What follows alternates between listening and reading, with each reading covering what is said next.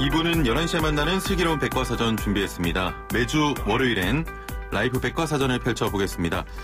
흔히 글을 쓴다고 하면 재능이 있는 사람으로 보입니다. 글 쓰는 글 재능이 있어야 한다고들 생각해서 글쓰기를 유난히 어려워하기도 하는데요. 자, 하지만 이런 글쓰기도 꾸준함이 있다면 가능하다는 얘기를 합니다.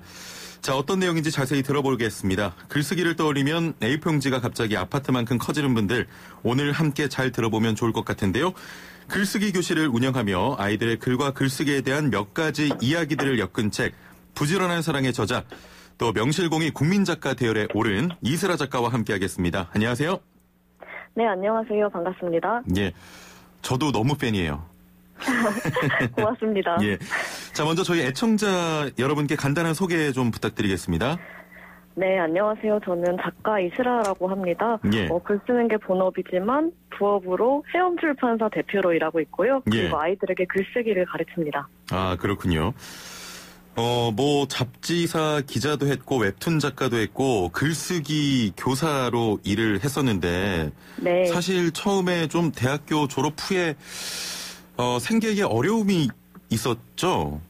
네, 뭐 보통의 대학생들처럼 그랬고요. 그냥 대학교 학비 내고 월세 예. 내면서 살기도 조금 빠듯해서 늘 투잡 쓰리잡을 하면서 학교를 다녔던 것 같습니다. 예. 그러다가 어떻게 이렇게 글 쓰시게 되신 거예요? 원래는 저도 보통의 대학생들이 하는 뭐 카페 알바나 그런 최저시급 알바 하다가 예.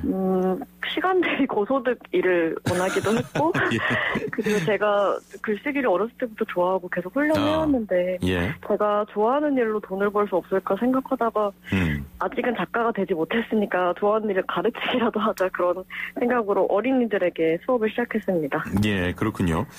자, 이번 책 제목이 부지런한 사랑입니다. 네. 이 평소에 글쓰기를 부지런한 사랑이라고 하셨던데 어떤 의미가 있는지 궁금하거든요.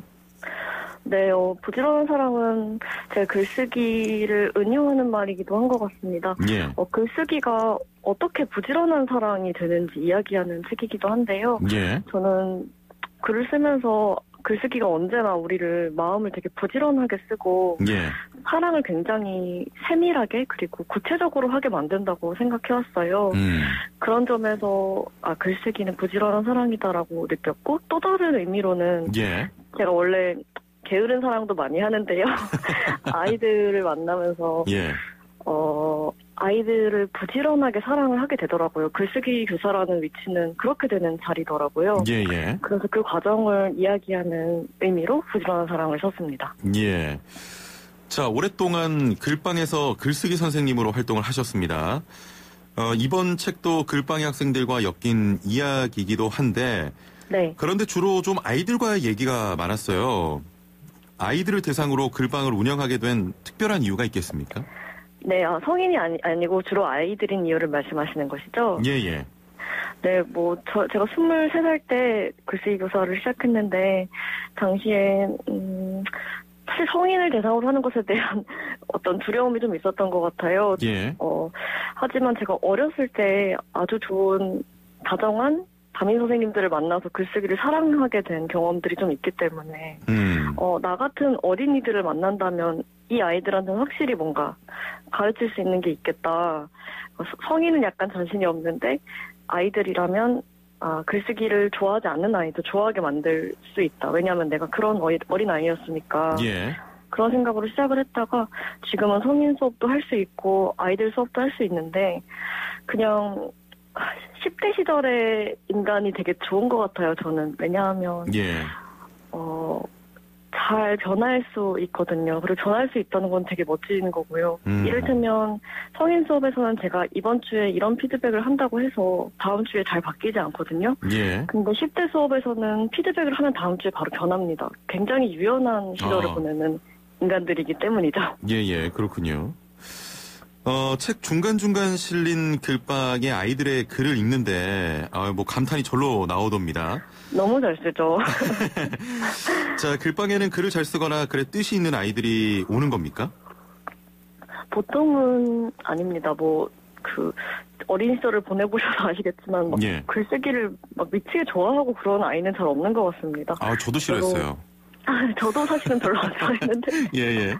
근데 처음에는 부모님의 권유로 보내죠. 뭐 너도 다녀볼래? 글쓰기 수업 해볼래? 맞아요. 예. 아이가 너무 싫어하면 사실은 안 옵니다. 저는 아이가 꼭 한번 수업을 무료로 들어보게 하고 아이가 결정하게 만드는데요.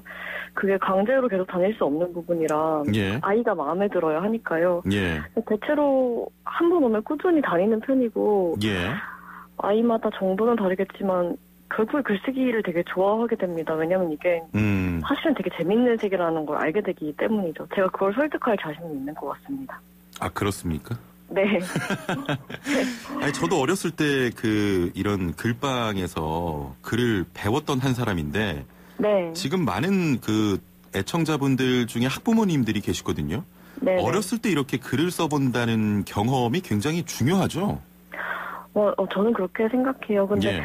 모두가 다른 교육관을 가지고 계실 테니까 사실 제가 하는 글쓰기 수업은 논술 수업이 아니기 때문에 예. 창의적 글쓰기, 창의적 작문 수업이기 때문에 입시나 학교 수업 점수와 직접적으로 상관이 있지는 않습니다. 예.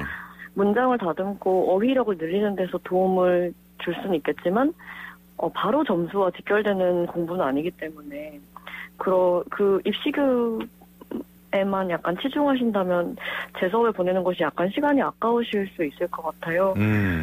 그런데 저는 그냥 글 쓰는 능력이 삶 전반을 굉장히 풍부하고 또 충만하게 만든다고 생각해요. 그것은 점수랑은 또 다르게 소중한 부분인 것 같고요. 예. 그런 점에서 그냥 제 수업이 아니더라도 창의적 작문 수업을 아이가 듣는 게 좋다고 생각합니다. 예. 자, 지금 다양한 이야기들이 담겨 있습니다. 아이들이 쓰게 되는 글감은 어떤 기준으로 좀 선택이 되는 겁니까? 아이들이 쓰게 되는 글감은 일단 그 글감에 대해서 저도 할 말이 많을 경우에 주로 주는 것 같아요. 예. 근데 좀 초등학생 특유의 흥미진진한 어떤 글감들이 있습니다. 뭔가 특히 초등학생 남자아이들의 경우는 방귀, 똥, 오줌 이런 글감만 주면 진짜 할 말이 너무 때문에 네, 많거든요. 더러운 얘기, 부끄러웠던 얘기, 너무 웃겼던 얘기 이런 이야기들 위주로 글감을 내주는데요. 예. 그것은 이제 초반부의 일입니다. 왜냐하면 우리 사이에 좀 편해져야 되기 때문에 예. 네, 예를 들어서 방귀에 대해서 써봐라 하고 딱 주기만 하면은 누가 갑자기 좋은 글을 쓰겠어요. 이것에 예. 대해서 교사도 경험을 하나 내놔야 됩니다. 그러니까 먼저 내 경험을 아이들에게 바쳐야 아이들도 재밌는 경험을 저에게 줍니다. 예. 그래서 저도 할 말이 많고 이것에 대해서 강렬한 경험이 있었던 글감만을 주로 내는 것 같습니다. 예, 알겠습니다. 7132번님께서는 저는 벌써 6학년이 된 할머니입니다. 요즘에 고등학생 손녀가 열심히 소설책을 읽던데 요즘 나온 우리나라 소설책들이 그렇게 재미있다고 하더라고요. 손녀와 함께 읽으면서 좀 이야기를 할 수 있는 책을 추천을 해 주실 수 있나요? 너무 어려우면 좀 할머니가 읽기가 어려우시니까 혹시 좀 읽을 만한 손녀와 이야기 나눌 만한 소설이 있겠습니까? 소설도 생각나는데요. 전 지금 동화가 먼저 떠오릅니다. 동화요? 네네. 예. 할머님께서 문자 주신 것이 맞지요? 예, 맞습니다. 네, 할머님, 비슷한 나이에 활동하시는 일본의 사노요코라는 작가가 있었습니다. 지금은 돌아가셨지만, 작년 나이 때도 굉장히 왕성하게 활동하셨는데요. 예. 사노요코의 동화책을 손녀분과 함께 읽으면 너무 좋으실 것 같아요. 사노요코의 100만 번 산 고양이랑 예. 태어난 아이라는 동화책을 너무 추천합니다. 함께 읽기 너무 아름다운 책일 것 같습니다. 예, 알겠습니다. 추천 감사드리고요. 지금 아무래도 작가님을 모셨기 때문에 오늘 질문지가 좀 어렵게 구성이 되어 있는데 저도 글 쓰는 거 굉장히 좋아하거든요. 네. 그래서 저는 불언땡이라고 하는 네. 글을 올리는 애플리케이션이 있더라고요. 네네네. 거기서 조금 써 가고 있는데 단도직입적으로 글 잘 쓰려면 어떻게 해야 됩니까? 근데 이미 너무 잘 쓰고 계실 것 같긴 한데. 아니에요. 사실 글 잘 쓰는 건 제가 너무 아직도 도달하고 싶은 목표입니다. 저는 아직 한 번도 제가 잘 쓰고 싶은 만큼 잘 써본 적이 없는 것 같아요. 계속 저한테 시간이 필요하고 잘 세월을 겪었으면 좋겠는데요. 근데 한 가지 확실한 것은 잘 쓰려면 일단 쓰기 전에 살 때부터 조금 달라야 된다는 생각이에요. 예. 잘 쓰려면 잘 봐야 되고, 잘 들어야 되고, 잘 느껴야 된다는 생각을 늘 먼저 해서, 예. 쓰기 전에 선행되는 일들을 굉장히 세밀하게 기억하고, 되게 소중하게 간직해야 된다는, 생각이 먼저 듭니다. 예. 혹시 이렇게 글을 쓰게 된, 잘 쓰게 된 그런 본인의 어떤 삶 중에서 이것 때문에 좀 글 쓰는데 도움이 된다라고 했던 게 있겠습니까? 저는 사실 막 재능이 있는 판은 별로 아닙니다. 예.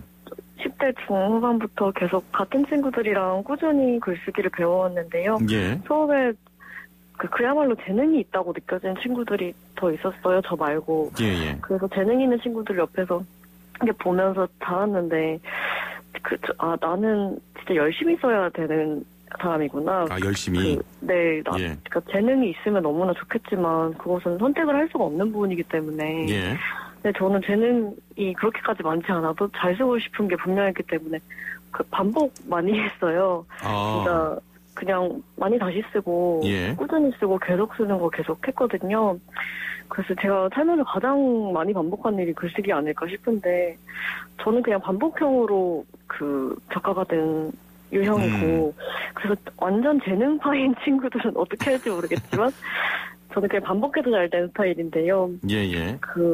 사실 반복할 수 있는 것도 좋아하기 때문에 그렇죠. 가능한 거잖아요. 예, 애정이 있어야죠. 네, 좋아하지 않는데 반복하기란 너무 어려운 일 같아요. 예. 그래서 요즘에는 그냥 좋아하는 마음 자체가 재능이 아닐까? 그런 생각도 들고. 아무튼 저는 재능이 없는 파로서 반복 때문에 이 정도로 하게 되었다고 말씀드리고 싶습니다. 지금 반복이라고 말씀하셨는데 책 이외에도 일간 이스라라는 매일매일 글을 보내주는 온라인 정기 구독물 발행하고 계시지 않습니까? 네네. 저도 얼핏 봤는데 아무도 청탁을 안 했지만 매일매일 쓴다. 네. 뭐라도 써서 보낸다.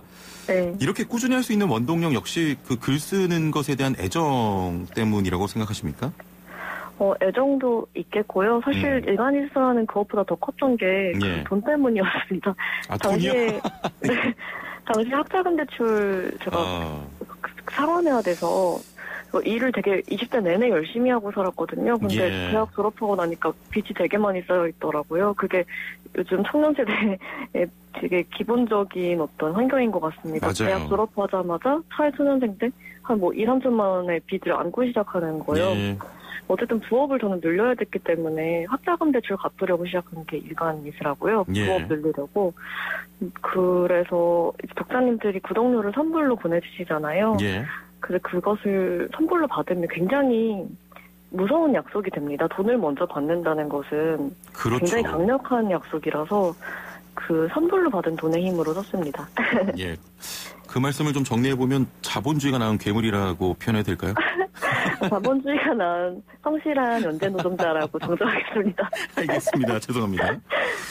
자, 이제 좀 시작한 지 제법 시간이 좀 지나서 이런 일들을 지금까지 해오고 계신데 일간 이스라 그리고 글빵 이제는 좀 생계를 위한 학자금 대출을 갚기 위한 것과는 좀 다른 의미 같아요. 어떻게 보십니까? 네, 다행히도 그렇게 되었습니다. 예. 지금은 엄청 생계 때문에 글쓰기 교사로 일하거나 그러진 않는데요. 생계 때문에 출판사를 운영하고 글을 쓰고 있기는 합니다. 하지만 글쓰기 수업은 필수가 아닌 상태인데, 작가로만 일하거나 교사로만 일하는 건 저에게 맞지 않는 것 같고요. 작가랑 교사를 병행할 때 나오는 힘이 있는 것 같아요. 예. 우선 작가로 일하지 않은 상태에서 가르치기만 하는 것은 뭔가 아이들에게 되게 쉬운 말만 하게 되는 것 같습니다. 예. 내가 못하는 걸 들키지 않을 수 있는 자리니까요. 근데 작가로 일하면서 교사로 서게 되면 내가 아직도 뭘 못하면서 말만 번지르르하게 하는지 다 들키게 돼요. 예. 그래서 되게 열심히 쓰게 되고 가르치게 됩니다. 그리고 교사가 주는 힘은 내가 확실히 말할 수 있는 게 무엇인지 알아가는 과정에 있는 것 같아요. 예. 그래서 그 두 가지가 굉장히 균형 잡히게 저를 도와줘서 앞으로도 병행할 것 같습니다. 두 가지를. 예. 라디오 DJ도 하셨나요? 네. EBS 이즈라디오라는 방송을 운영하고 있는데요. 예. 별로 전문적인 것은 아니고 예. 그냥 작은 방송을 하고 있습니다. 예. 사실 코로나19 때문에 모든 국민이 좀 많이 우울감을 갖고 있는데 혹시 본인이 쓰신 글 중에 좀 용기를 줄 만한 아름다운 글귀나 문장이 있겠습니까? 모두가 처음 맞이하는 시대를 살아가고 있다고 생각해요. 예. 근데 뭔가 제가 항상 편지를 마무리할 때 사랑과 용기를 담아 쓰라드림 이렇게 마무리를 하는데요. 예, 예. 사랑도 용기도 좋은 말이라서 자주 쓰게 됩니다. 근데 그냥 빈 위로는 사실 너무 공허한 것 같고 예. 그냥 코로나19 맞이하게 된 배경을 서로 직시하는 게 되게 중요한 것 같아요. 그리고 예. 우리 모두 기후위기, 지구온난화, 그리고 동물과 맺고 있는 관계 이런 것들 되게 직시하면서 지금까지와는 다른 방식으로 사는 것에 잘 적응했으면 좋겠습니다. 예, 알겠습니다. 네. 자, 이제 올해도 얼마 남지 않았습니다. 그동안 활동을 보면 무척 좀 부지런하게 움직이신 것 같은데 올해 스스로 평가하기에 부지런한 사랑을 실천한 한 해였다고 보십니까? 조금 찔리는데요. 저도 자주 게으르고 예. 특히 가까운 사랑하는 사람들한테 부지런하게 마음을 쓰는 것을 자주 까먹는 것 같아요. 근데 다시 잘 마음을 다잡고 부지런히 사랑을 하겠고요. 창작에 있어서는 내년부터는 조금 덜 부지런하려고 합니다. 왜냐하면 지난 2년 동안 갚아야 될 빚이 많아서 예. 되게 열심히 일했는데 예. 너무 열심히 일하다 보니까 소진되는 느낌이 들어서 맞아요. 네, 어차피 예. 길게 일해야 하는데 천천히 슬렁슬렁 내년부터 하려고 합니다. 조금 쉬어가실 때도 있어야 됩니다. 맞아요. 예. 자, 5032번님께서는 여러 직업을 갖고 계시네요. 작가 선생님, 발행인, 출판사 대표. 어떤 직업이 가장 마음에 드는지 또 가장 어려운지 궁금합니다. 라는 질문입니다. 네, 너무 중요한 질문 해주셨는데요. 셋 예. 중에서는 저는 작가가 가장 잘하고 싶고 또 가장 어려운 일인 것 같습니다. 예. 하나만 남겨야 된다면 작가 일만 하고 싶고요. 그래서 지금도 좋은 작가 되는 것이 목표인데요. 글쓰기가 좋아서 작가가 되었는데 아무리 좋아하는 일도 업이 되면 조금 이제 힘에 부치게 되잖아요. 예. 뭘 좋아했는지 잊어버리게 되고요. 네, 저는 글쓰기가 계속 쾌락의 영역으로 남았으면 좋겠어요. 즐거워서 하는 일이면 좋겠어요. 쾌락의 영역으로. 네네. 예. 그러기 위해서라도 일의 양을 살짝 줄일 필요가 있다는 생각이 듭니다. 중요한 얘기입니다. 네네. 예. 7928번님, 2년 동안 6권의 책을 내셨고, 게다가 매일매일 한 편의 글을 보내주는 일간 이스라를 발행해 오셨잖아요. 이렇게 많은 글을 쓰려면 글 쓸 주제를 찾는 것도 만만치 않을 것 같은데, 비법이 있습니까? 라는 질문이네요. 네, 우선 2년 동안 6권 낸 거 정말 많이 낸 것이라 스스로도 좀 징그럽네요. 어떻게 2년 동안 6권이나 내신 거예요? 네, 근데 그 일간이스라가 있어서 낸 것 같아요. 일간이스라로 원고를 꾸준히 써야하니까. 일간이스라도 작년부터는 되게 휴재를 많이 하면서 쉬엄쉬엄 하고 있습니다. 너무 힘들어서 지금도 심지어 휴재 중인데요. 주제를 찾는 것은 모르겠어요. 맨날 써서 소진이 되기도 하지만 오히려 맨날 써서 되게 점점 더 뭔가 생각이 확 살아나고 더 뭐랄까 샘이 촉촉해진다고 해야 할까요? 그런 효과도 있었던 것 같아요. 그리고 뭔가 일상을 살면서 메모를 조금 많이 하는 편입니다. 어떤 말을 들었을 때, 어떤 장면을 보았을 때, 이거 방금 내가 들은 이 말은 굉장히 명대사였던 것 같다 이렇게 메모를 많이 하기도 하고. 그렇게 해서 주제를 잘 쌓아왔는데요. 분명히 안 쓰는 시기도 필요할 것 같습니다. 근데 만약에 일간이스라처럼 많이 쓰실 필요는 없지만 혹시 많은 주제를 가지고 다양하게 글을 쓰고 싶으신 분이라면 간단한 단어들을 메모하는 습관이 되게 도움이 될 것 같습니다. 관련해서 질문 하나만 더 드려보겠습니다. 3722번님께서는 자식들 다 키우고 경비원 일하고 있는 70대입니다. 저도 예전에는 글도 쓰고 했는데 살면서 다 잊었네요. 요즘 시간도 되고 해서 다시 글을 써볼까 싶은데 어디서 어떻게 시작해야 할지 모르겠습니다. 그냥 쓰기 시작하면 되나요? 하셨는데. 네. 다시 근데 글을 쓰기 시작하기로 하셨다니 너무 좋고요. 좋아하는 장소에서 좋아하는 시간대에 매일 루틴을 가지고 쓰는 것을 저는 추천드리는데요. 작가들마다 루틴을 가지고 쓰는 분들도 있고 아닌 분들도 있어서 예. 다른 조언을 해주실 것 같아요. 근데 예. 저는 비슷한 시간에 비슷한 장소에서 쓰는 습관을 들이는 걸 되게 권유하는 편입니다. 예. 좋아하는 차 드시면서 쓰시면 좋겠고요. 좋아하는 차를 마시면서. 네, 예. 그리고 너무 욕심내지 말고 그냥 첫 문장을 시작하셨으면 좋겠습니다. 첫 문장. 예. 네. 저는 참고로 이 가을 밤에 쓰는 건 반대합니다. 다음날 일어나서 이불을 몇 번을 찼거든요. 너무 무슨 말씀이신지 알겠어요. 새벽에 쓰는 것도 조금 창피하죠. 맞아요. 저는 아침에 쓰는 편입니다. 그렇군요. 일단은 가장 중요한 거 정리해보면 첫 문장 바로 시작해라. 이게 답이 될 것 같습니다. 네. 자, 앞으로도 좋은 글 부탁드리겠습니다. 오늘 말씀 감사합니다.